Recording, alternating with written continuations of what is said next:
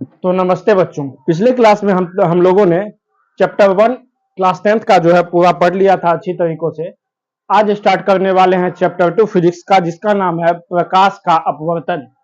जैसा कि हमने पिछले क्लास में इंट्रो कुछ बता दिया था कि जैसे हमने पिछले क्लास में पढ़ा था प्रकाश का परावर्तन, तो इस चैप्टर का नाम है प्रकाश का अपवर्तन। अपवर्तन को इंग्लिश में बोलते हैं रिफ्रैक्शन। क्या बोलते हैं? रिफ्रैक्शन। इसका इंग्लिश होता है रिफ्रैक्शन ऑफ लाइट। तो हम लोगों ने परावर्तन का मतलब समझा था कि किसी माध्यम यानी कि एक माध्यम से टकराकर उसी माध्यम में प्रकाश की किरणें जब लौट जाती है तो उसको बोला था परावर्तन।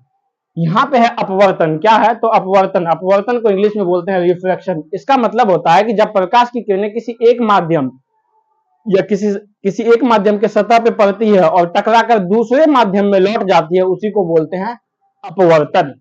देखिए, प्रकाश के अपवर्तन में जो मेन टॉपिक है, पहले तो पढ़ेंगे कि अपवर्तन क्या है, अपवर्तन क्या है, और दूसरा पढ़ेंगे इसके बारे में प्रिज्म के बारे में।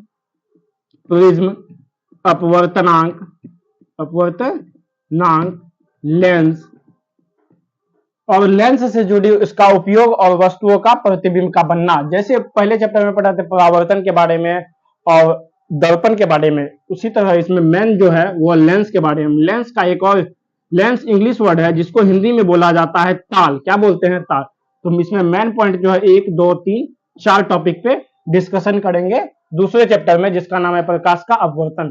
तो चलिए बच्चों, अपवर्तन देके टेस्ट देते हैं, समझते हैं कि अपवर्तन क्या है। अपवर्तन क्या है? देखिए, मान लेते हैं कि यह कोई सतह है जो दो माध्यम को क्या करती है, एक दूसरे से अलग करती है। मान लेते हैं कि यह पहला माध्यम क्या है, हवा, और दूसरा माध्यम मान लेते हैं यह है पानी। देखिए, जब प्रकाश की किरण क्या होगी, हवा से किधर जाएगी, पानी की ओर। देखिए, जाना चाहिए था इस साइड, लेकिन क्या होता है कि यह अपने दिशा से विचलित या मुड़ जाती है। इसी घटना को बोला जाता है अपवर्तन। इसी घटना को क्या बोलते हैं? अपवर्तन कहते हैं। तो पहले लिखते हैं कि अपवर्तन है क्या। लिखेंगे, जब प्रकाश की किरणें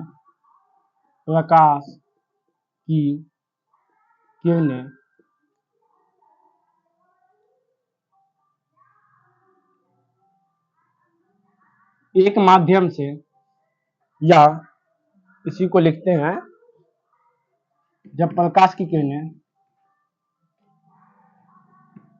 किसी सतह पर पड़कर, किसी सतह पर पड़कर दूसरे माध्यम में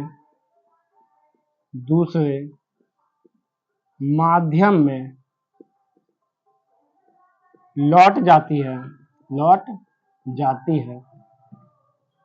तो उसे अपवर्तन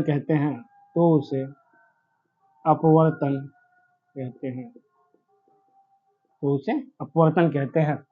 देखिए, अब प्रकाश के बारे में पढ़ रहे हैं तो लिखेंगे प्रकाश का अपवर्तन क्या है। प्रकाश का अपवर्तन क्या है? लिखेंगे प्रकाश का अपवर्तन। इंग्लिश इसी को बोलेंगे रिफ्रैक्शन ऑफ लाइट।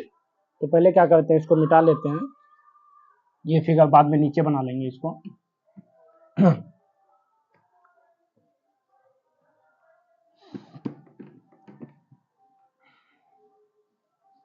चलिए बच्चों, समझते हैं।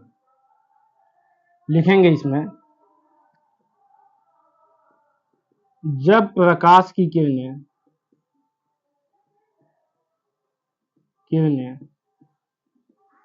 एक पारदर्शी माध्यम से दूसरे पारदर्शी माध्यम में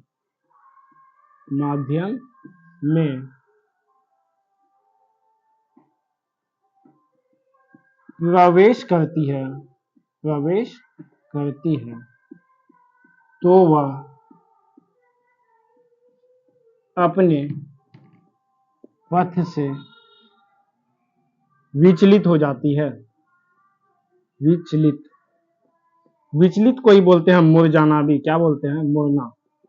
लिखे विचलित हो जाती है, हो जाती है प्रकाश की इस घटना को, इस घटना को प्रकाश का अपवर्तन कहते हैं। समझते हैं कि माध्यम क्या है। देखिए, जब भी प्रकाश की किरणें जाएगी तो क्या होगा, जब पारदर्शक पदार्थ होगा तो ही प्रकाश क्या होगा, एक साइड से दूसरे साइड जाएगा। पहले क्लास में यानी कि पहले चैप्टर में हमने बताया है कि पारदर्शक पदार्थ क्या है, अपारदर्शक क्या है और पारभासी क्या है। वही है कि पारदर्शक पदार्थ ऐसा पदार्थ को बोलते हैं जो क्या होता है, एक साइड से दूसरे साइड जिसमें देख सकते हैं या जिसमें प्रकाश की किरणें जाती है। जैसे अभी हम लिए थे, मान लेते हैं कि यह कोई सतह है, क्या करती है, जो दो माध्यम को अलग करती है। मान लेते हैं कि यह पहला माध्यम है हवा, पहला माध्यम क्या है, हवा, और दूसरा माध्यम क्या है, पानी, दूसरा माध्यम क्या है, पानी। या पानी की जगह ले लेते हैं कांच, पानी की जगह क्या ले लेंगे, कांच ले लेते हैं। तो जो दोनों के बीच में सतह होता है उसी को बोलते हैं अपवर्तक सतह। क्या बोला जाता है इसको, अपवर्तक सतह भी बोला जाता है। लिख लेते हैं यहाँ पे अपवर्तक सतह। जैसे समझिए बच्चों, पहले चैप्टर में हमने समझा था कि जो किरण आती है उसको कौन सा किरण बोलते हैं, आपतित किरण। क्या बोले थे उसको, आपतित किरण। लेकिन वो क्या हुआ था, टकरा के उसी माध्यम में, यानी कि हवा में आया तो हवा में ही लौट जाता था। लेकिन इसमें क्या रहा कि दूसरे माध्यम में टकरा के लौट रहा है। लेकिन ये क्या होता है कि जब जैसे ये क्या किधर लौटना चाहिए था, जिधर डॉटेड लाइन दी है, लेकिन वास्तव में ये क्या होता है, कुछ मुड़ते हुए क्या होता है, दूसरे माध्यम में लौट जाता है। ये हो गया आपतित किरण। और ये जो किरण लौटता है इसको बोलते हैं अपवर्तित किरण। अपवर्तित किरण इसको बोला जाता है। और जो किरण आता है उसको बोलते हैं आपतित किरण। आपतित किरण। देखिए, ये दोनों के बीच में, जैसे वहां पे पहले चैप्टर में अभिलंब खींचे थे, तो यहाँ पे भी क्या होगा, एक अभिलंब होगा। और इस बिंदु को बोला जाता है आपतन बिंदु। क्या बोलते हैं इसको, आपतन बिंदु। और ये जो खींचे इसको बोलते हैं अभिलंब। अभिलंब। देखिए, इसमें जो माध्यम है, जहां पे देखिए प्रकाश की चाल अधिक होती है, जिस माध्यम में प्रकाश की चाल सबसे अधिक होगी उसको बोला जाता है विरल माध्यम। यानी कि ऊपर जो हवा है नहीं कुछ है, इसका मतलब ये कौन सा माध्यम है, विरल माध्यम है। विरल माध्यम है। और जिस माध्यम में प्रकाश की चाल कम हो, जिस माध्यम में प्रकाश की चाल कम हो उसको बोला जाता है सघन माध्यम। यानी कि नीचे वाला जो है इसको बोलेंगे सघन माध्यम। और हम लोग जानते हैं कि सबसे अधिक जो है प्रकाश की चाल निर्वात या वायु, निर्वात या हवा में होती है, इसलिए क्या बोलेंगे इसको, विरल माध्यम, और इसको बोलेंगे सघन माध्यम। ये भी आपको हम लिखा देंगे। आप लोग क्या कीजिए, इसको नोट डाउन कीजिए, फिर आगे बताते हैं। जो भी हम लिखा है, जैसे अभिलंब लिखा है, आपतित किरण, अपवर्तित किरण, आपतन बिंदु, और ये अपवर्तक सतह हो गया, विरल माध्यम, सघन माध्यम क्या है, इसके बारे में अभी लिखाते हैं। तो आप लोग इससे पहले नोट डाउन कीजिए। देखिए बच्चों कि प्रकाश के अपवर्तन के कारण क्या क्या घटना होती है, जो अपने रियल लाइफ में क्या करते हैं, देख पाते हैं। तो प्रकाश के अपवर्तन के कारण ही क्या होता है कि आप लोग देखे होंगे मेला वगैरह में भी कि क्या होता है, या फिर पानी में जब किसी बाल्टी के पानी में क्या होता है कि जब सिक्का गिर जाता है तो वह कुछ क्या होता है कि उठा हुआ दिखाई पड़ता है। तो किसके कारण होता है, प्रकाश के अपवर्तन के कारण। या क्या होता है, किसी बाल्टी या नदी में जब किसी लकड़ी को डुबाया जाता है तो वह तिरछा दिखाई पड़ता है। तो यह भी होता है प्रकाश के अपवर्तन के कारण ही यह घटना होता है। तो अगर लिखना हो तो लिख सकते हैं इस तरह से कि प्रकाश के अपवर्तन के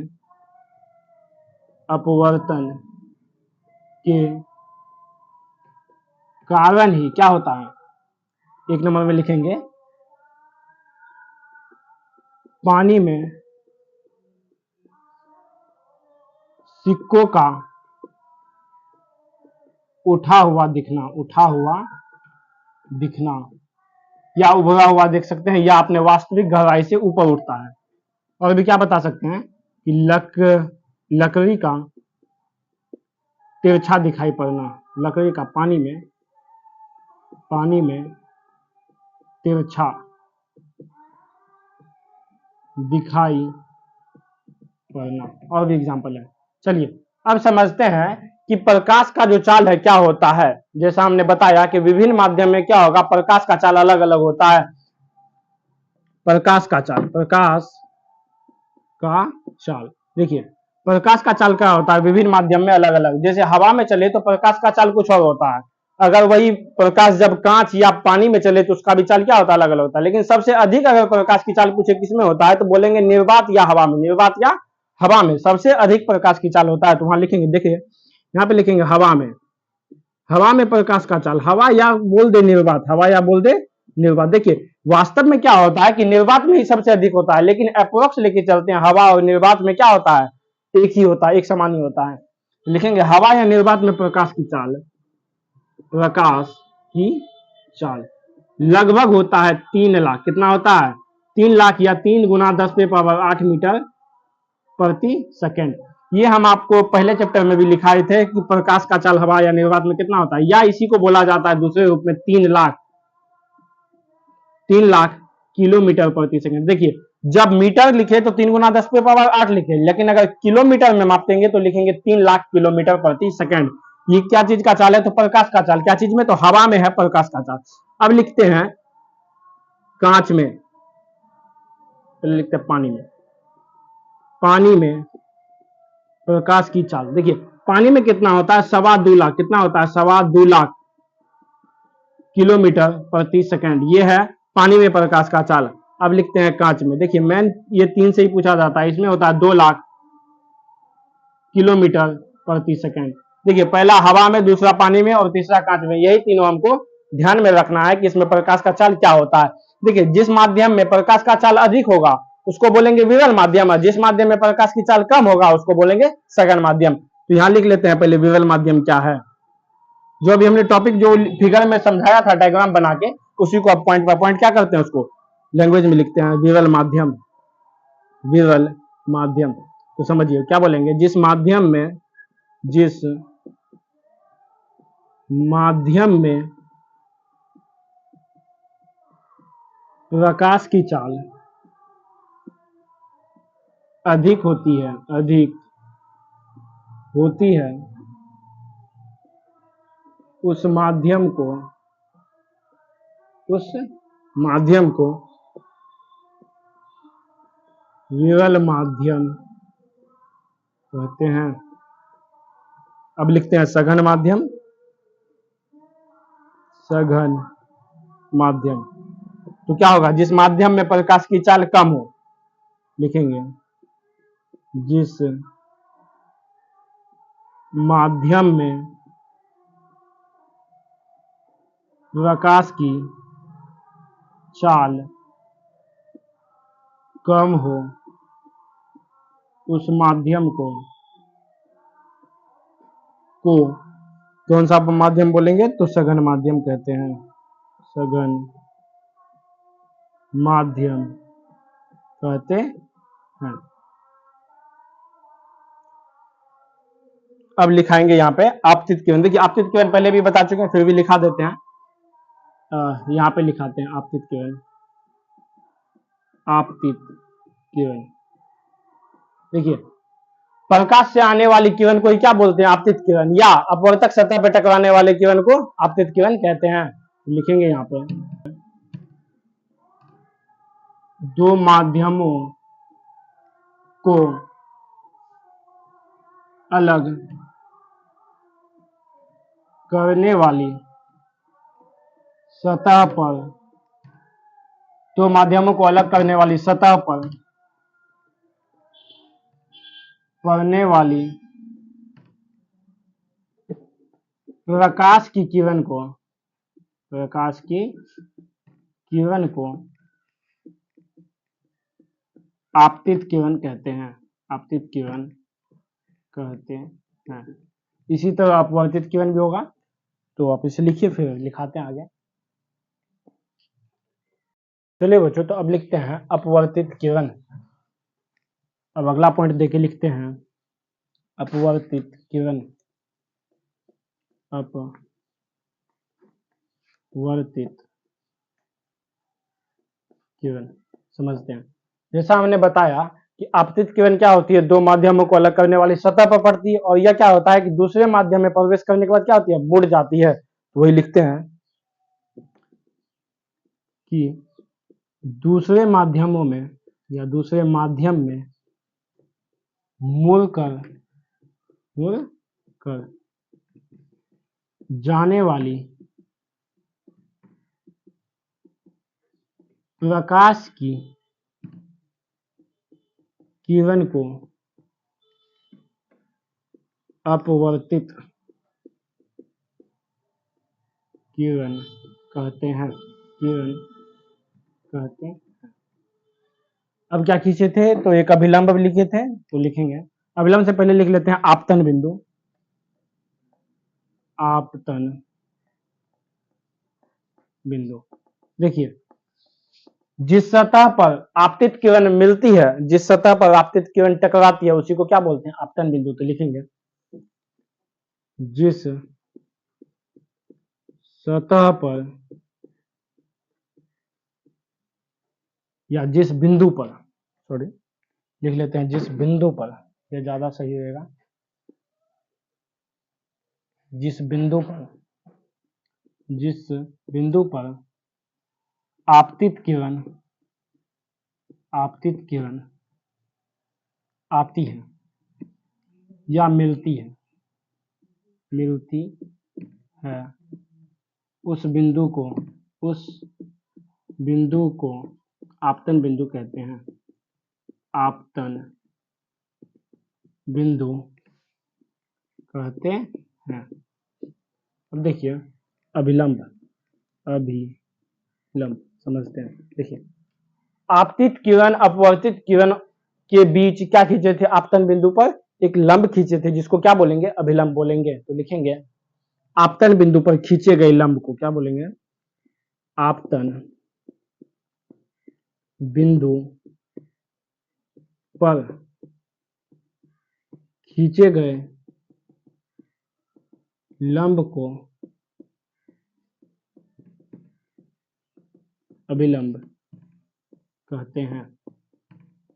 खींचे गए लंब को क्या बोलेंगे, अभिलंब बोलेंगे। अब देखिए अभिलंब, जैसे पहला चैप्टर में पढ़े थे कि अभिलंब यानी कि आपतित किरण और अभिलंब के बीच बने कोण को आपतन कोण बोले थे, उसी प्रकार इसमें भी क्या होगा, आपतित किरण और अभिलंब के बीच बने कोण को आपतन कोण बोलेंगे। और दूसरा एक हो जाएगा अपवर्तन कोण, उसमें था परावर्तन कोण, इसमें होगा अपवर्तन कोण। तो इसमें पहले लिख लेते हैं आपतन कोण के बारे में। आपतन कोण, देखिए तो लिखेंगे आपतित किरण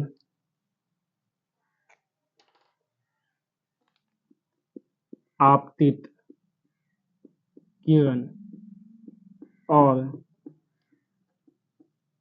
अभिलंब के बीच बने कोण को अभिलंब कहते हैं। अब क्या बचा, आपतन कोण हो गया। आपतन कोण को क्या चीज से लिखते हैं, कोण आई से लिखते हैं। अब बचा अपवर्तित कोण, अपवर्तन कोण। तो वही होगा अपवर्तित किरण, या बोलेंगे अभिलंब और अपवर्तित किरण के बीच बने कोण को बोलेंगे अपवर्तित किरण और अभिलंब के बीच बने कोण को बोलेंगे क्या, अपवर्तन कोण।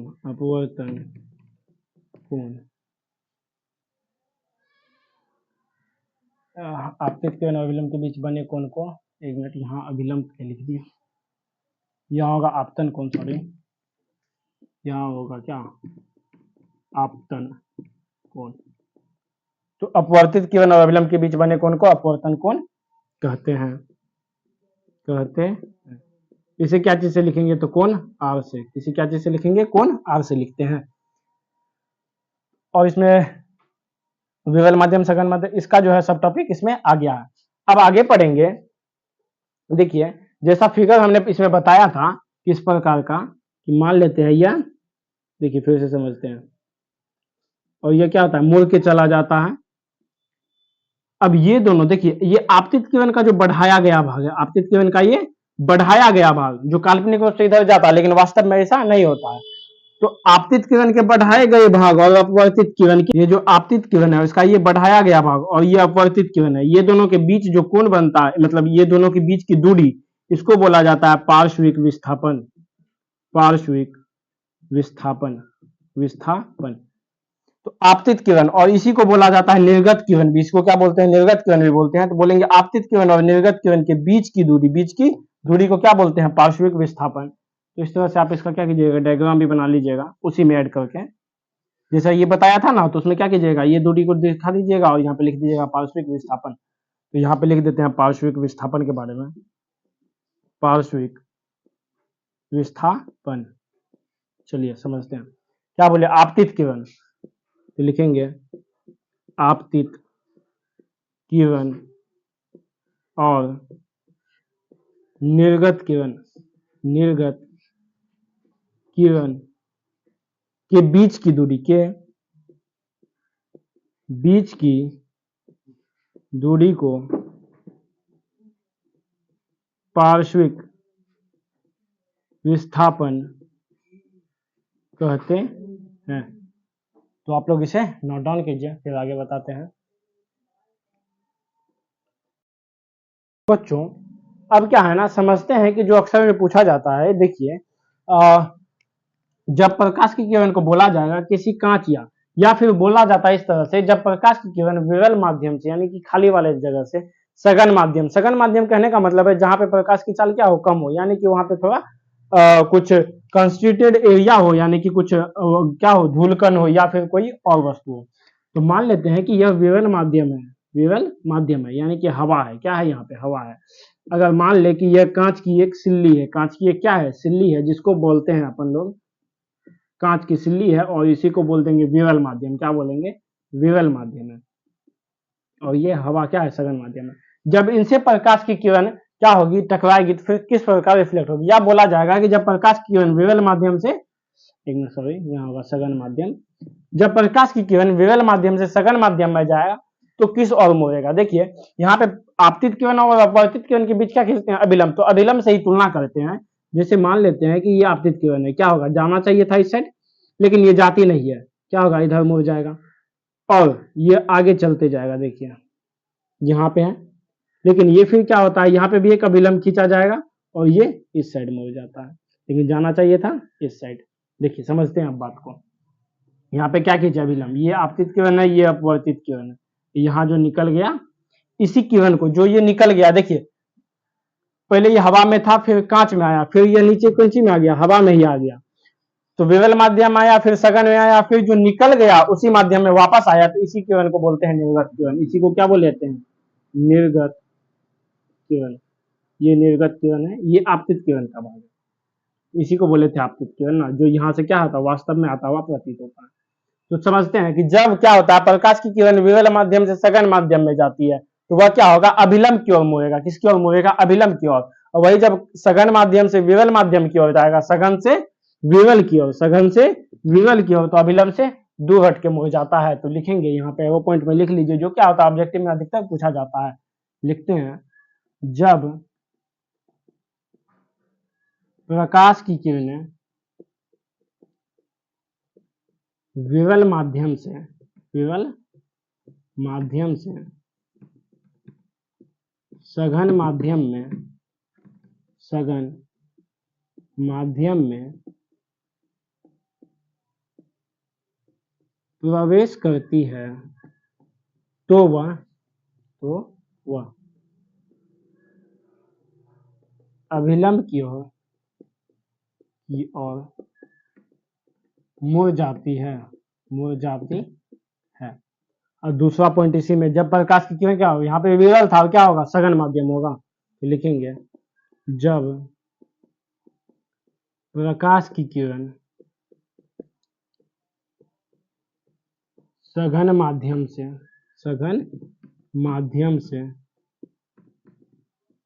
विरल माध्यम में, विरल माध्यम में प्रवेश करती है, प्रवेश करती है, तो वह अभिलंब से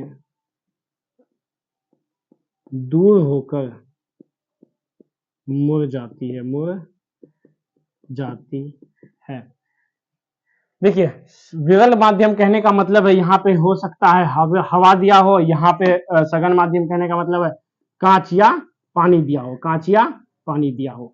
तो क्या हो जाएगा, यह सघन माध्यम हो जाएगा। यहाँ पे क्या हो सकता है, कांच या पानी दे दे, यहाँ पे हवा दे दे, या एक दूसरे की अपेक्षा जो तुलना कर, एक दूसरे की अपेक्षा तुलना करके भी दे सकते हैं। हो सकता है जैसे हम लोग जानते हैं जिसमें प्रकाश की चाल अधिक होती है उसको क्या बोलते हैं, विरल माध्यम, और जिसमें प्रकाश की चाल कम होती है उसको बोलते हैं सघन माध्यम। यदि हम क्या करें, यहाँ पे पानी ले ले और यहाँ पे क्या ले ले, कांच ले लो, कांच ले ले, तो देखिए पानी और कांच में अगर तुलना करें तो पानी में प्रकाश की चाल क्या अधिक है, तो कांच के मुताबिक ये क्या हो जाएगा, विरल माध्यम हो जाएगा, और कांच क्या हो जाएगा, सघन माध्यम हो जाएगा। तो जब पानी से कांच में जाएगा, पानी से कांच में जाएगा तो यह विलंब की ओर मुड़ जाएगा। फिर कांच से अगर पानी में गया प्रकाश की किरण तो यह विलंब से दूर हट के मुड़ जाएगा। तो इसको आप नोट डाउन कर लीजिए। आज इतना ही रहने देते हैं, मिलते हैं फिर अगले क्लास में। जैसे इसमें बताए हैं अपवर्तनांक वगैरह के बारे में अगले क्लास में बताएंगे आपको। देखिए अपवर्तनांक में विषांक में है क्या, जिस माध्यम या जिसका अपवर्तनांक अधिक होता है, जिसका अपवर्तनांक अधिक होता है उसमें प्रकाश की चाल कम होता है, उसका क्या होता है, चाल कम होता है। अपवर्तनांक कहने का मतलब हो जाता है शून्य में प्रकाश की चाल, शून्य में क्या होता है, शून्य में प्रकाश की, शून्य में प्रकाश की चाल, शून्य में प्रकाश की चाल, और किसी माध्यम में प्रकाश की चाल, किसी माध्यम में, किसी माध्यम में प्रकाश की चाल के अनुपात को क्या बोलते हैं, अपवर्तनांक बोलते हैं। क्या बोलते हैं इसको, अपवर्तनांक कहते हैं। तो शून्य में प्रकाश की चाल और किसी माध्यम में प्रकाश की चाल के अनुपात को क्या बोलते हैं, अपवर्तनांक। अपवर्तनांक जिसका अधिक रहेगा उसमें प्रकाश की चाल कम हो जाएगी, जिसका अपवर्तनांक कम होगा उसमें प्रकाश की चाल अधिक होती है। तो अपवर्तनांक वगैरह के बारे में क्या पढ़ेंगे, कल के क्लास में पढ़ेंगे। आज जितना भी पढ़ा है टॉपिक में उसको आप लोग अच्छी तरीका से क्या कीजिएगा, याद कर लीजिएगा और नोट डाउन कर लीजिएगा। मिलते हैं फिर अगले क्लास में, तब तक के लिए इतना ही रहने देते हैं। जितना भी पढ़ा है उसको अच्छी तरीका से आप देखिए, पहला चैप्टर जो भी खत्म हो गया उसको क्या कीजिएगा, अच्छी तरीका से रिवाइज करते जाइएगा और दूसरे चैप्टर को भी देखते जाइएगा।